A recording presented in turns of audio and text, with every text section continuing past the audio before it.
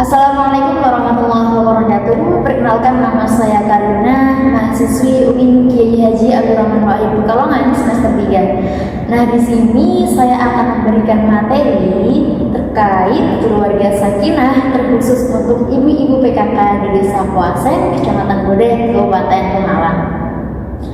Nah, sebelum lanjut ke materi berikutnya, lebih mendalam lagi, saya akan menjelaskan terlebih dahulu sebenarnya apa sih sebuah pernikahan itu. Pernikahan merupakan suatu hal yang sakral. Bisa dibilang sakral karena seorang muslim ataupun muslimat menginginkan bahwa pernikahan itu cukup sekali seumur hidup. Meskipun pada kenyataannya seorang laki-laki diperbolehkan untuk memiliki istri lebih dari satu, yaitu dengan pemenuhan kriteria-kriteria tertentu. Nah, dalam menjalin hubungan rumah tangga pasti diperlukan dan adanya keinginan untuk membangun rumah tangga yang sakinah, mawaddah, warahmah. Sakinah sendiri artinya adalah keluarga yang damai, keluarga yang tentram. Kemudian mawaddah sendiri artinya adalah kasih sayang, dan warahmah sendiri artinya adalah rahmat, yaitu diberikan oleh Allah Subhanahu wa taala, dan menginginkan adanya sakinah, mawaddah, warahmah itu bisa tercapai dalam sebuah keluarga. Nah, kemudian apa sih ciri-ciri dari keluarga yang sakinah? Ada beberapa kriteria untuk menuju keluarga yang sakinah. Yang pertama adalah adanya saling menyayangi. Di dalam rumah tangga pastinya dan sangat poin utama adalah saling menyayangi. Ketika laki-laki dan perempuan sudah saling sayang dalam hubungan rumah tangga, pasti akan terbentuk yang namanya keluarga sakinah. Bisa dibayangkan coba bagaimana terjadinya ketika dalam hubungan rumah tangga tidak didasari ataupun dipondasikan dengan rasa kasih sayang. Pastinya keluarga tersebut akan berantakan tentunya. Dan yang kedua adalah saling menghormati. Kita tahu laki-laki dan perempuan itu memiliki kewajiban yang berbeda-beda, tapi seorang laki-laki, seorang suami juga wajib untuk menghormati seorang perempuan, dan begitu juga dengan seorang perempuan juga harus menghormati laki-laki. Kenapa bisa dikatakan seperti itu? Agar terbentuknya keluarga yang benar-benar impas, benar-benar seimbang. Jadi tidak melulu seorang perempuan itu dikatakan harus menurut dengan suami, tapi nyatanya suami tidak pernah mau menuruti atau mau mendengar kata-kata istri. Si suami hanya mengedepankan egonya, hanya mau menyatakan bahwasanya dia adalah seorang pemimpin, maka apa yang dikatakan harus selalu ditiru. Nah, perlu digarisbawahi juga ya ibu-ibu, bahwasanya seorang istri itu wajib melakukan perintah suami bila mana perintah tersebut adalah benar dan sesuai dengan kaidah-kaidah serta ajaran dalam Islam. Namun jika suami ataupun kepala rumah tangga ibu-ibu itu menyeleweng ataupun bertindak salah, maka tidak apa-apa jika ibu itu melakukan sebuah penolakan. Lebih penting lagi dan lebih bagus lagi ketika suami Anda, suami ibu-ibu ini melakukan sebuah kesalahan, maka diberikan anjuran atau diberikan rangkulan, diberikan ajakan untuk menuju jalan yang lebih benar lagi. Yang berikutnya adalah saling percaya, saling percayai. Nah, meskipun kita tahu adanya dua belah pihak, kepalanya berbeda, pasti isinya juga berbeda.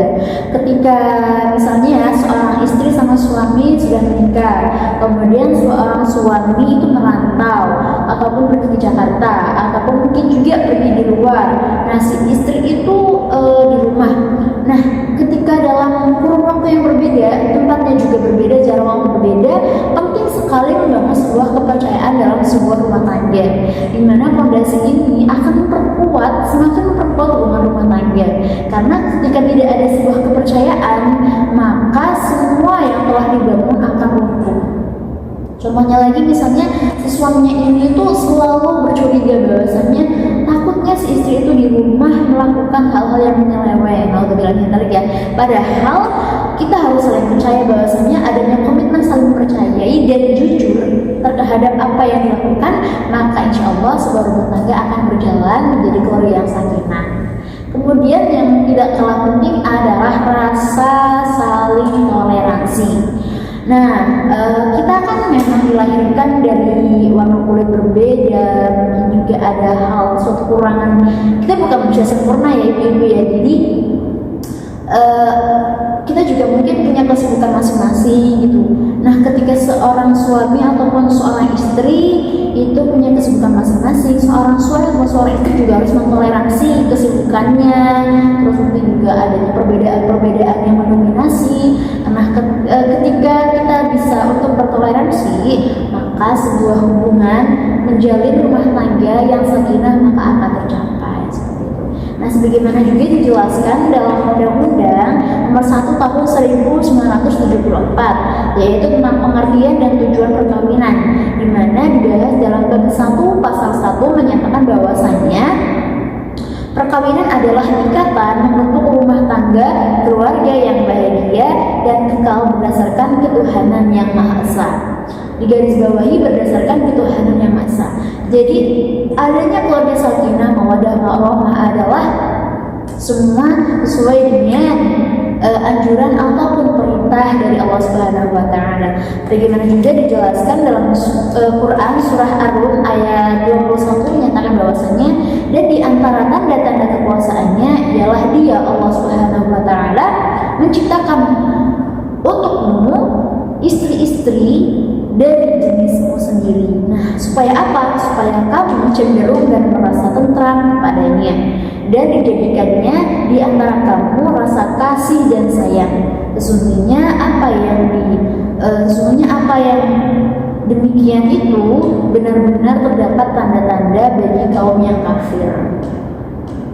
Seperti itu. Ya, kemudian nih teman-teman, lantas bagaimana sih kalau misalnya suami itu tidak pernah melakukan kewajibannya, contohnya ya tidak pernah menafkahi seperti itu.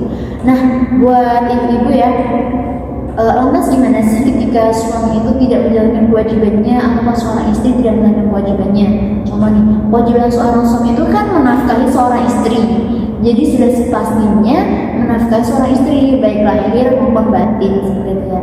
Saya memang belum pernah menikah, tapi saya punya teori tentang keluarga sakinah. Jadi ya kita belajar bareng-bareng ya ibu terkait tentang keluarga sakinah. Bisa menjadi nanti kalau misalnya penjelasan dari saya kurang berkenan, bisa share video ini biar bisa buat sharing-sharing ke depannya.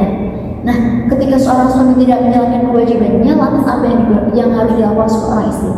Seorang istri wajib meminta kewajiban tersebut haknya kepada si suami.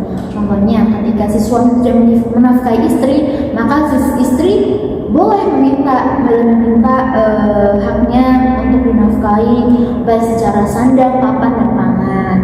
Nah, kemudian juga kalau menafkahi itu jangan bukan hanya bentuk material ataupun lahirnya, batin juga harus dinafkahi juga seperti itu.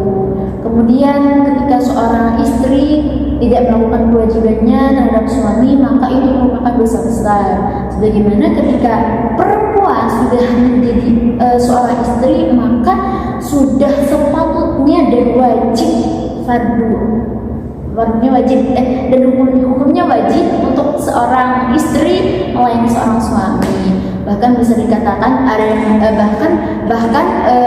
dinyatakan juga seorang istri ketika ingin keluar juga izin kepada suami. Nah, kemudian seorang suami diperbolehkan memberikan uang kepada si ibunya, sedangkan kalau si istri itu harus pamit kepada si suami. Lantas gimana ketika seorang istri itu menafkahi atau memberikan hasil jeripayahnya untuk keluarganya?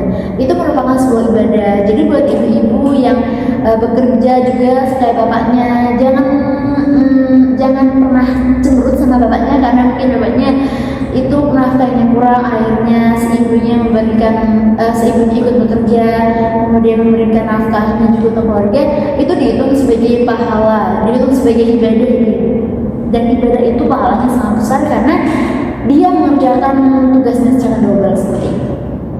Oke, kemudian timbul pertanyaan, lantas gimana nih Mbak kalau misalnya saya merupakan orang yang single parent karena suami saya sudah melakukan bla bla bla bla, akhirnya saya memilih untuk menjadi single parent. Nah, tidak menjadi masalah ketika seseorang pilih untuk menjadi single parent ataupun mungkin berpisah kepada suaminya. Karena itu tadi keluarga sakinah adalah pemenuhan dari dua belah pihak, baik laki-laki maupun perempuan, baik seorang suami maupun istri. Jadi ketika mungkin suaminya atau si istrinya dirasa kurang cocok, mungkin juga tidak memenuhi kewajiban-kewajibannya, atau mungkin melakukan sebuah pelanggaran yang dikatakan sebagai fatal, ataupun mungkin tidak sesuai dengan kesepakatan pada awalnya, kesepakatan bersama, maka seorang istri juga tidak apa-apa jika ingin untuk melakukan sebuah perceraian, meminta cerai ataupun menggugat si suami, dengan catatan bahwasanya memang benar adanya bahwa si suami itu melakukan sebuah pelanggaran yang fatal. Lantas bagaimana kehidupan berikutnya? Nah, ini juga menjadi sebuah PR ketika ibu-ibu ataupun semuanya nanti saya juga, ya nanti saya juga akan mempunyai suami ya. Nah, ketika ada suatu hal yang mungkin katanya atau mungkin dirasanya menyimpang, Anda memang harus, ibu-ibu memang harus perlu mewaspadai dan harus menerima konsekuensinya. Yang perlu dikasih catatan adalah hidup ini cuma sekali, ibu-ibu, jadi manfaatkan kehidupan ini dengan sebaik-baiknya. Jadi apapun kondisi kita semua sekarang adalah kita harus mensyukuri dan terus menambahkan rasa kasih sayang, dimana ketika adanya kasih sayang itu tumbuh, maka hidup akan menjadi lebih nikmat. Bersyukur dan terus bersyukur. Berbahagialah ketika ada seorang suami, karena suami bisa mengayomi istri. Namun jangan berkecil hati buat ibu-ibu ataupun mungkin teman-teman semua yang sudah punya suami, yang sudah mungkin cerai dengan suaminya, mohon maaf ya, single parent, karena tidak semua kebahagiaan dalam keluarga harus terjadi secara dua belah pihak antara suami dan istri. Ketika istri atau suami tidak melakukan sebuah kewajiban ataupun tidak melaksanakan kewajibannya dengan baik, maka boleh dikatakan seorang istri menggugat dalam suami, seperti itu. Ya, mungkin itu saja yang dapat saya sampaikan. Kurang saya mohon maaf. Jika inginnya ada yang ditanyakan, monggo bisa komentar di kolom di bawah ini ya teman-teman. Sekian, wassalamualaikum warahmatullahi wabarakatuh.